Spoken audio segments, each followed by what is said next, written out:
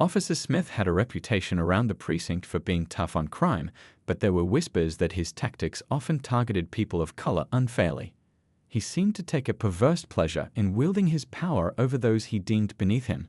One evening, while out on patrol, Officer Smith spotted a black woman driving a nice car.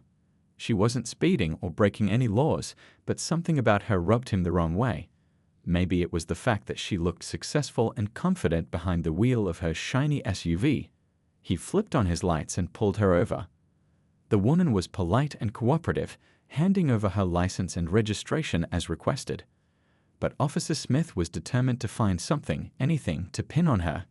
He claimed he smelled alcohol and made her step out of the vehicle for a sobriety test, even though she insisted she hadn't had a drop to drink.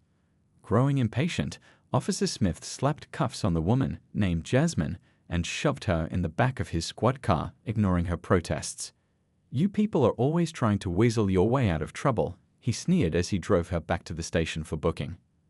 At the precinct, Officer Smith boasted to his buddies about the mathy black woman he'd put in her place. "Did you see that fancy car she was driving? Probably bought with drug money," he scoffed, his words dripping with disdain. The other cops chuckled, used to Smith's blatant racism. What none of them realized was that the woman cooling her heels in the holding cell was none other than the beloved wife of their very own Captain Thompson. Jasmine and her husband were pillars of the community, active in their church and dedicated to various charitable causes. The captain was a fair and respected leader, but he had no idea the depths of rot festering in his own department. When Captain Thompson got the call that his wife had been arrested, he rushed to the station, his mind reeling. Who could possibly have a reason to detain his sweet, law-abiding Jasmine? Striding into the precinct, Captain Thompson demanded answers. When he learned it was Officer Smith who had arrested his wife, his blood began to boil. He'd had concerns about Smith for a while now, but had been reluctant to rock the boat without clear evidence of wrongdoing. Entering the holding area, the captain found his wife sitting on a cold metal bench, her eyes red from crying tears of anger and humiliation. She leaped up and threw herself into his arms, her voice shaking as she told him how the officer had mistreated her for no reason. Captain Thompson saw red. He didn't care that Smith was one of his own men. Nobody disrespected his wife and abused their badge like this. He immediately placed Smith on suspension pending a full investigation and apology from Jasmine. Over the next several days, more and more people came out of the woodwork with stories of Officer Smith's misconduct. Complaints that had been brushed aside for years were suddenly given new weight. It became glaringly obvious that Smith had been using his position to harass and intimidate the minority residents of their town. Once the investigation wrapped up, the evidence against Officer Smith was ironclad. He had violated numerous department policies and trampled on people's civil rights. The district attorney charged him with false imprisonment, official oppression, and a hate crime enhancement due to his clear pattern of racial bias. Throughout the ordeal, Jasmine held her head high, her quiet dignity a beacon for others who had suffered in silence. Her courageous testimony at Smith's trial was the nail in his coffin. As the judge handed down the guilty verdict and sentenced the disgraced officer to prison, cheers erupted in the courtroom. But the story didn't end there. Spurred to action by his wife's experience, Captain Thompson spearheaded a full review of his department's policies and culture. He implemented strict anti-bias and de-escalation training, determined to root out any traces of racism. The ripple effects spread far beyond their own precinct. Jasmine became a sought-after speaker, sharing her story at town halls and on TV, putting a human face on the cost of unchecked police misconduct. Slowly but surely, the tide began to turn as more and more people of all races came together to demand accountability and change. It would be a long road, but the Thompsons were determined to walk it hand in hand, guided by their faith and their belief in the power of justice. They knew that the fight for equality was far from over, but they also knew that even the smallest acts of courage could light the way forward. Officer Smith sat in his jail cell, his once cocky demeanor replaced by a haunted look in his eyes. The gravity of his actions had finally caught up with him, the weight of the lives he carelessly damaged crushing his soul. In the months following his conviction, Smith had a lot of time to reflect on the man he'd become. He thought back to when he first joined the force, full of ideals about serving and protecting. Somewhere along the way, That bright-eyed rookie had been poisoned by prejudice and power. He thought of Jasmine, the woman whose only crime had been driving while black. The memory of her tear-stained face as he slapped the cuffs on her wrists made him physically ill. How could he have been so blinded by hate? News of Captain Thompson's reforms reached Smith even behind bars. At first he was resentful, convinced that the captain was just trying to score political points. But as more and more stories emerged of lives changed and trust rebuilt between the police and the community, something shifted inside him. One day, during visitation hours, Smith was shocked to see Jasmine herself on the other side of the glass. He picked up the phone with trembling hands, bracing himself for the tirade of anger he so richly deserved. But Jasmine's voice was calm, her eyes full of something that looked achingly like compassion. "I hated you for a long time," she began, her gaze steady. "But hating you was only poisoning me. I'm here because I want to understand." Over the next hour, Smith found himself pouring out his life story, the insecurities and fears that had twisted into ugliness. He spoke of the toxic culture within the department that had enabled his worst impulses, the unspoken code of silence that had let rot take hold. Jasmine listened, her head tilted with genuine empathy. When Smith finally ran out of words, she took a deep breath. "What you did to me, to so many others, was wrong. But I believe that people can change, that redemption is possible if we have the courage to face our demons." Those words stuck with Smith long after Jasmine left, planting a seed of hope in his heart. He began to engage in the prison's rehabilitation programs, determined to confront the ugliness within himself. He joined discussion groups on racial sensitivity and penned long letters of apology to those he wronged. Years later, when Smith was finally released, he knew he could never wear a badge again. But that didn't mean he couldn't still serve his community.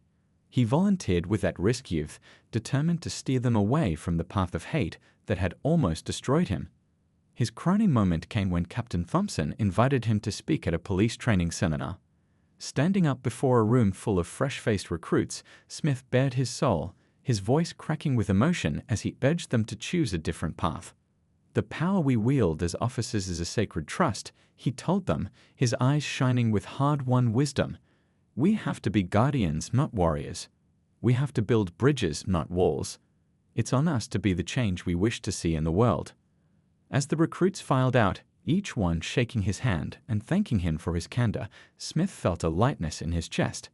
He knew his journey was far from over, that he'd spend the rest of his life atoning for his sins.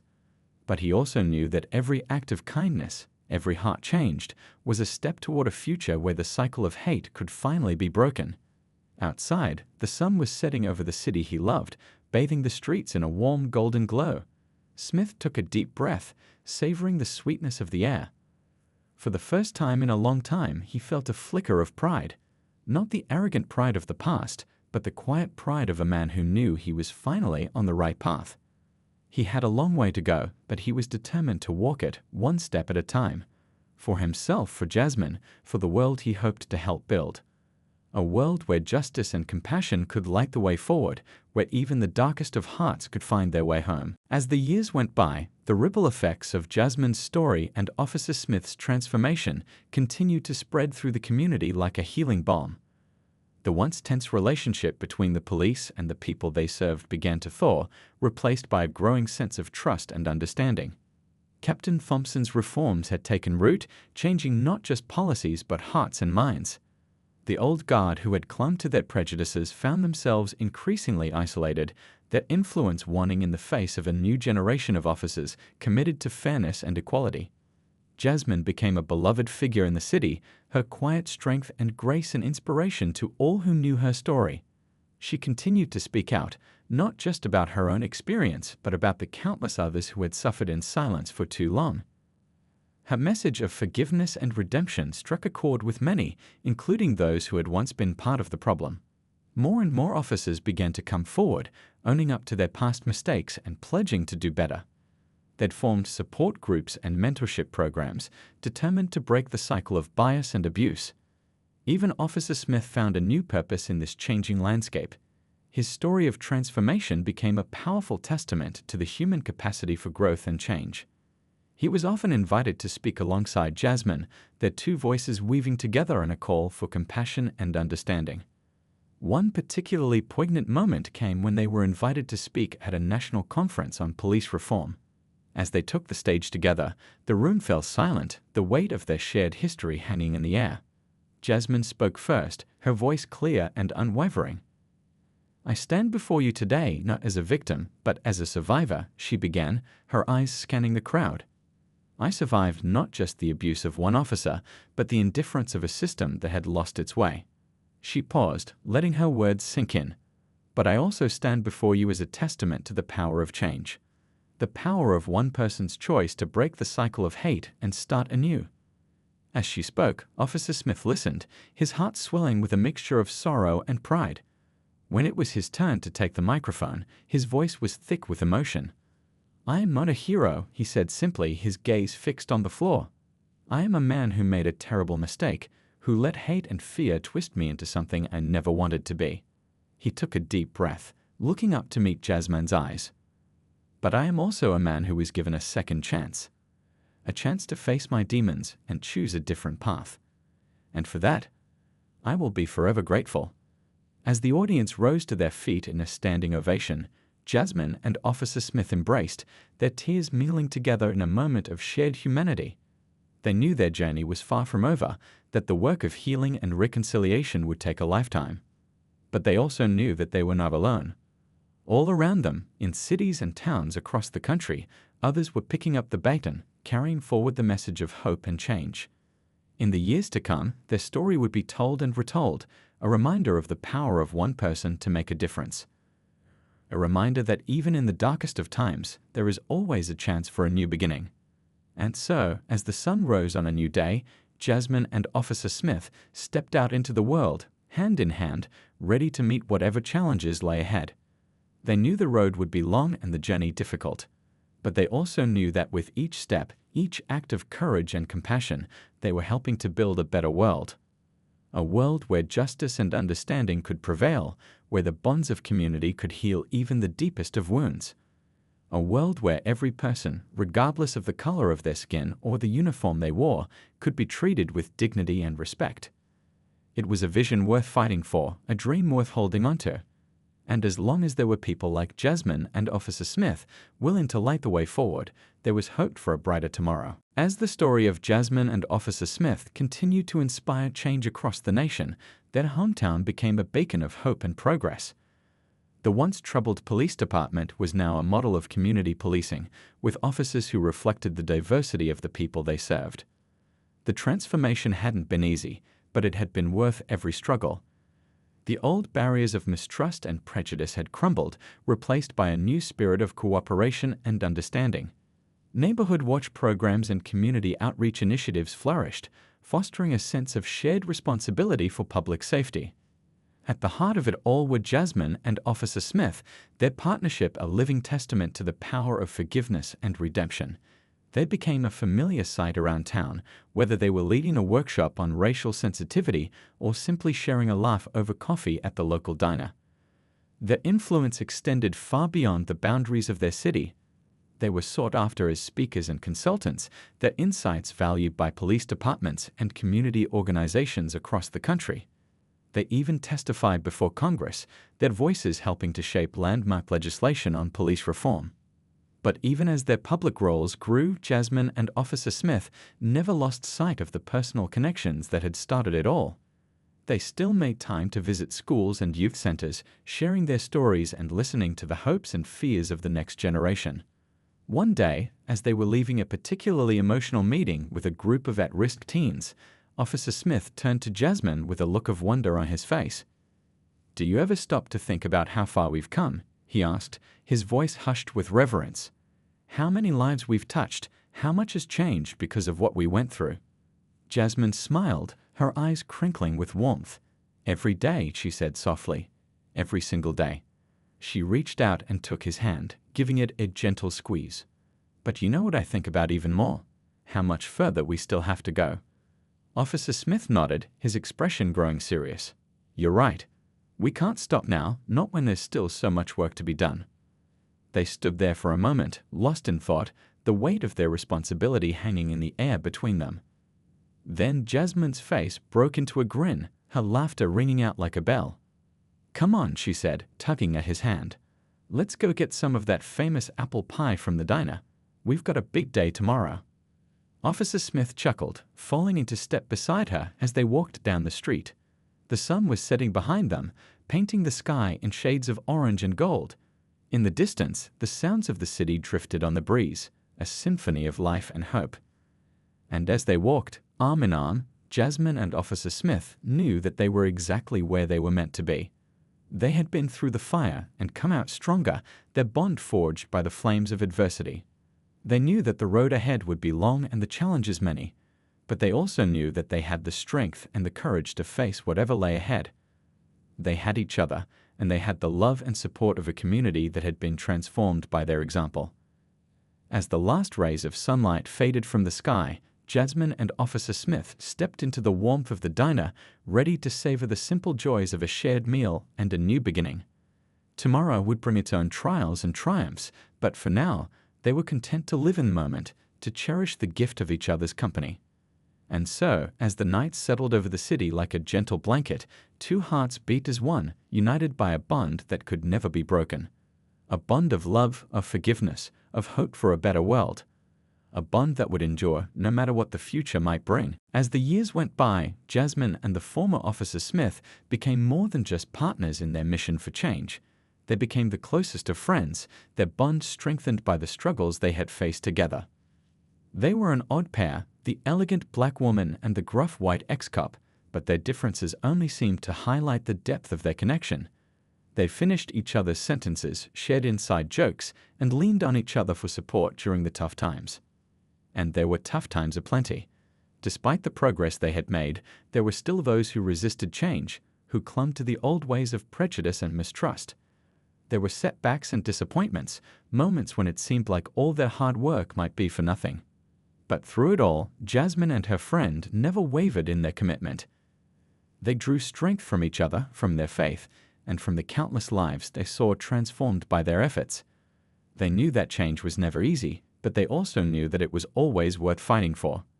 As they entered their golden years, Jasmine and her friend began to think about their legacy, about the world they would leave behind for future generations.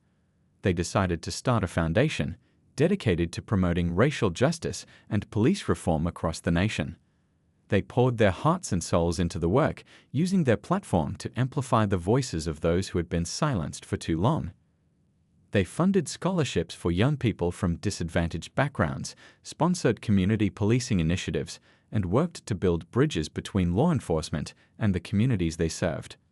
And as they watched their dream take flight, Jasmine and her friend knew that they had been blessed with a rare and precious gift, the chance to make a real difference in the world, to leave a mark that would endure long after they were gone. One evening, as they sat together on the porch of Jasmine's home, watching the sunset paint the sky in shades of pink and gold, her friend turned to her with a wistful smile. "You know, when I first met you, I never could have imagined that we would end up here," he said, his voice rough with emotion. "I was so lost, so consumed by my own prejudice and fear. But you saw something in me that I couldn't see in myself. You gave me a chance to be better, to make amends for all the harm I had caused." Jasmine reached out and took his hand, her eyes shining with unshed tears. "We gave each other that chance," she said softly. "We believed in each other, even when it seemed like the whole world was against us, and look at what we've accomplished together." They sat in silence for a long moment, each lost in their own thoughts. Then Jasmine's friend chuckled, a sound as warm and comforting as a crackling fire. "Do you remember that day at the diner after our first big speech together?"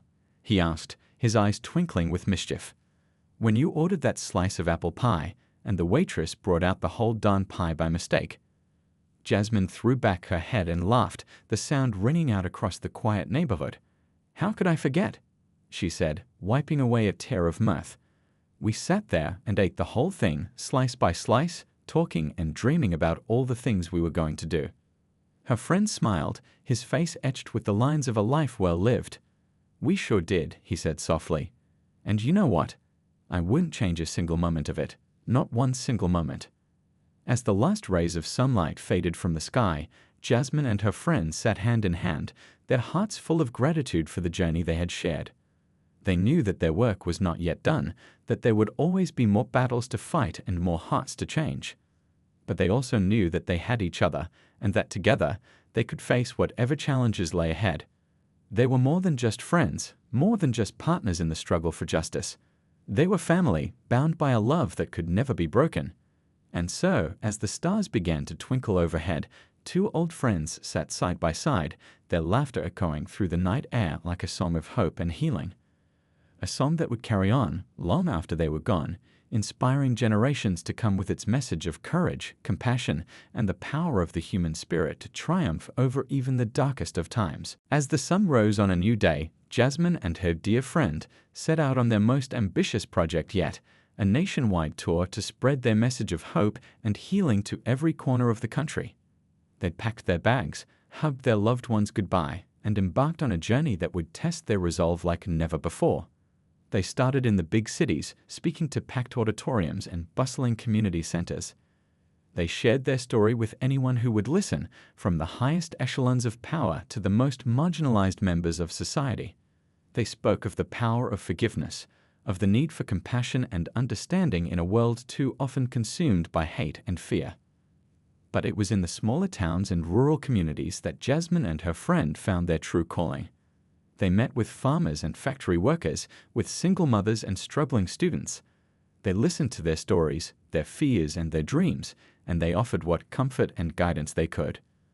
They met a young man in a Rust Belt town who had lost his father to police violence, his eyes haunted by a pain that seemed too heavy to bear. They sat with him for hours, sharing their own stories of loss and redemption, until the tears gave way to a glimmer of hope. They met a police officer in a southern city who had grown up in a culture of racism and intolerance, his heart heavy with the weight of his own prejudice. They talked with him about the power of empathy, about the need to see the humanity in every person, no matter their color or creed. And everywhere they went, Jasmine and her friend were met with an outpouring of love and gratitude. People opened their hearts and their homes to them, offering what little they had in return for the gift of their wisdom and their grace. They were invited to share meals and memories, to laugh and cry and dream together. There were moments of great joy and celebration, like the time they were honored by a local chapter of the NAACP for their tireless work in the fight for racial justice.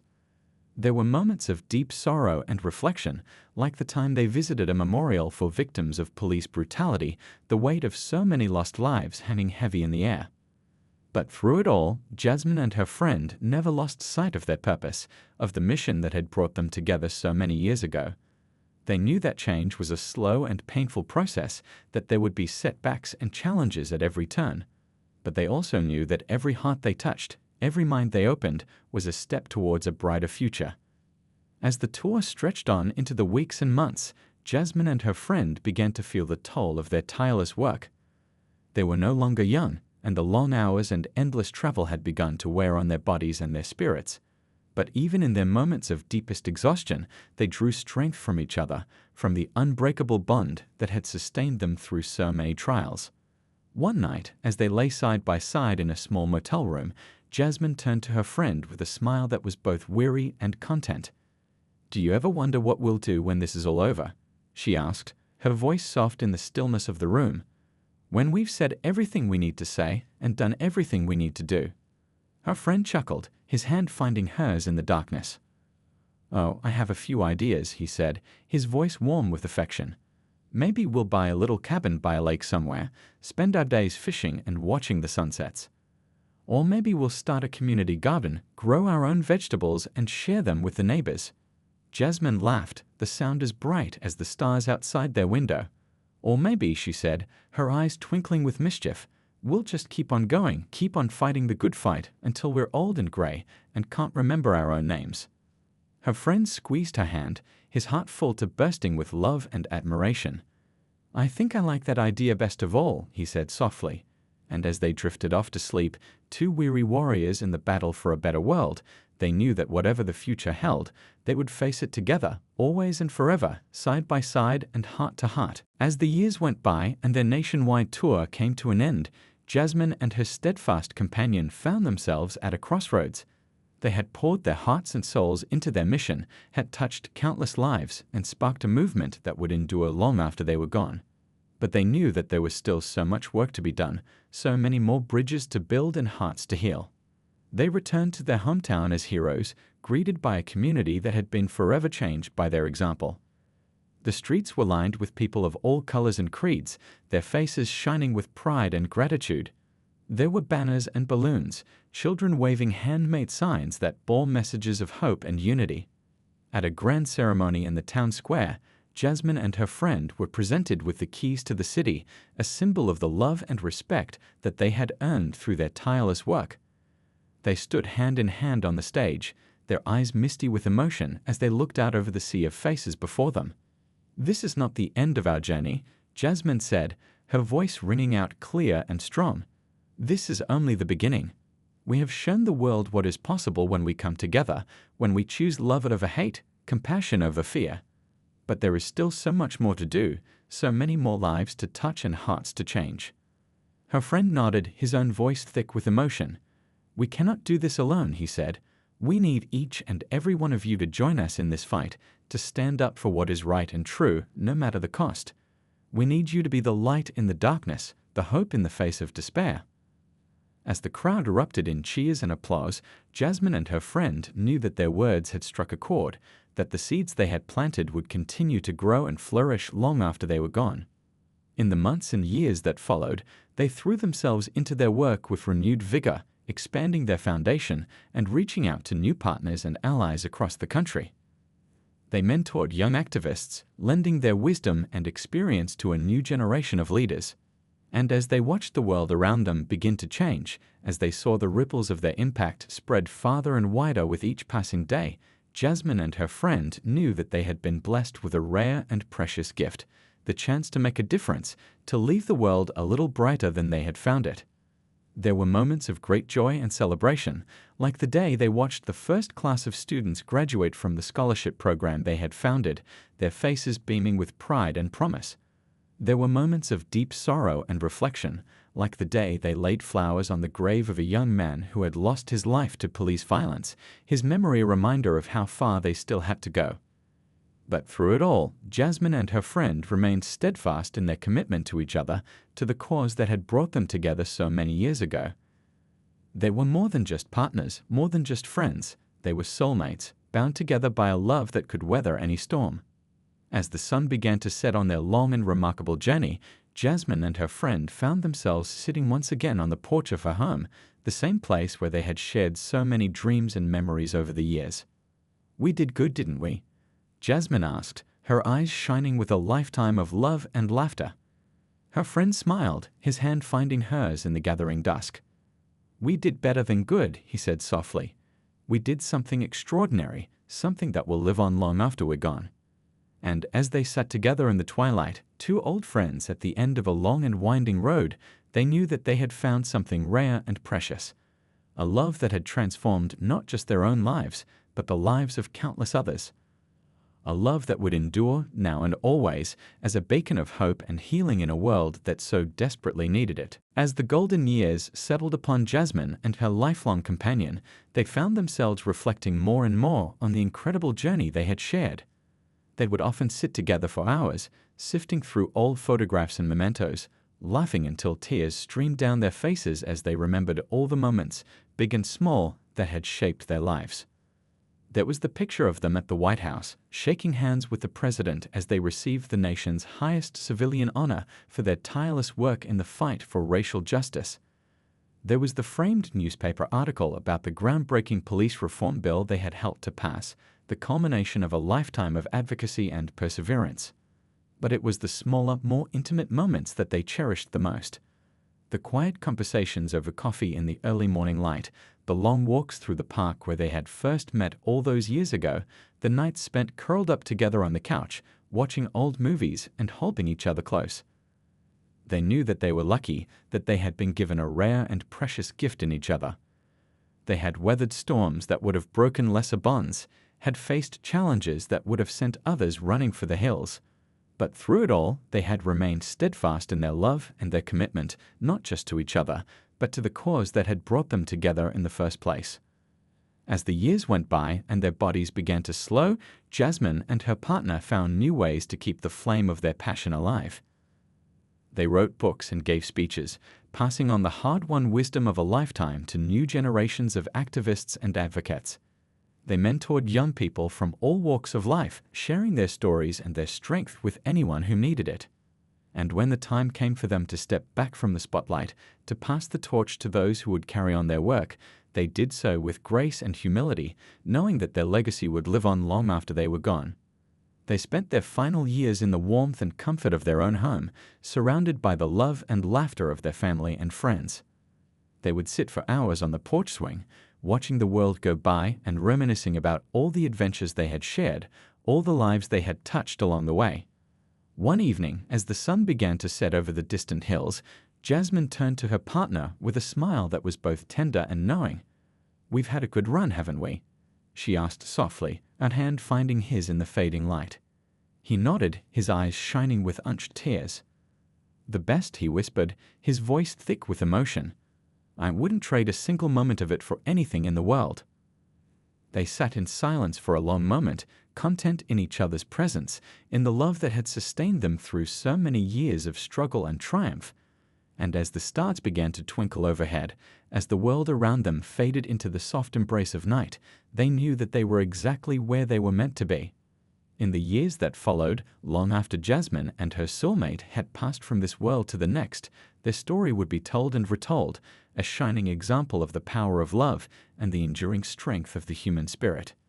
Theirs was a legacy that would inspire generations to come, a reminder that even in the darkest of times, there is always hope for a brighter tomorrow.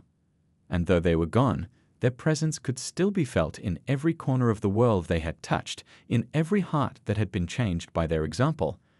They lived on in the laughter of children, in the courage of those who stood up for what was right, in the endless, unbreakable chain of love and compassion that binds us all together. For in the end, that is the true measure of a life well lived, not the accolades or the honors, not the wealth or the fame, but the love we give and the difference we make in the world around us. And in that regard, Jasmine and her partner had been the richest of all, blessed beyond measure by the simple, perfect gift of each other. Years turned into decades, and the world moved on, as it always does. But the legacy of Jasmine and her beloved partner endured, a shining beacon of hope and inspiration for all who heard their story. Their foundation grew and thrived, becoming a powerful force for change in communities across the country. The scholarships they had established helped countless young people from disadvantaged backgrounds to achieve their dreams, to break free from the cycles of poverty and prejudice that had held their families back for generations. The community center they had founded became a hub of activity and support, a place where people of all ages and backgrounds could come together to learn, to grow, and to heal. There were classes and workshops, support groups and counseling sessions, all designed to empower and uplift those who had been forgotten or left behind by society. And everywhere, there were reminders of the two extraordinary people who had started it all. Their pictures hung on the walls of schools and community centers, their words were quoted in speeches and sermons, their example held up as a model for others to follow. But perhaps their greatest legacy was the one that could not be seen or touched, the one that lived on in the hearts and minds of all those they had touched. It was the legacy of love, of compassion, of the unshakable belief that every human being has the power to make a difference in the world.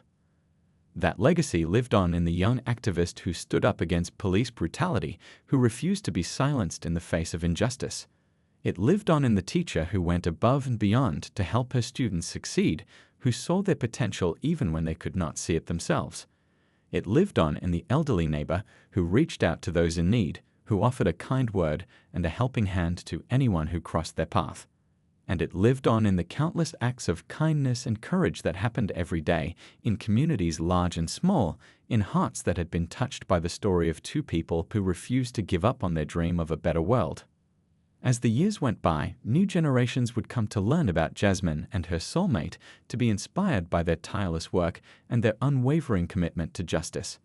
They would read their books and watch their interviews, marveling at the strength and resilience of two ordinary people who had accomplished such extraordinary things. And in doing so, they would come to understand the true power of love, the way it can transform even the darkest of circumstances into something beautiful and new. They would see in Jasmine and her partner a reminder of the goodness that lies within us all, the spark of divinity that connects us to one another and to the world around us. For in the end, that is what their story was really about. Not the awards or the accolades, not the fame or the fortune, but the simple, profound truth that love is the most powerful force in the universe, the one thing that can heal any wound and overcome any obstacle. It was a truth that Jasmine and her beloved had lived every day of their lives, a truth that had sustained them through the darkest of times and the most daunting of challenges. And it was a truth that would continue to inspire and uplift countless others long after they had passed from this world to the next. So let us remember them, these two beautiful souls who changed the world with nothing more than the power of their love. Let us honor their memory by striving to live as they did, with courage and compassion, with grace and humility, with an unshakable commitment to justice and an unwavering faith in the goodness of the human heart. For in doing so, we keep their legacy alive, we carry their light forward into a world that so desperately needs it. And we remind ourselves and each other of the simple, powerful truth that lies at the heart of their story and at the heart of our own. That love is the answer, the only answer, now and always. That in the face of hatred and division, of fear and despair, love is the one thing that can save us, the one thing that can bring us back to ourselves and to each other. So let us love fiercely and without reservation, with all the strength and all the courage of our hearts. Let us love as Jasmine and her soulmate loved, with a love that knows no bounds and no end, a love that can change the world, one heart at a time.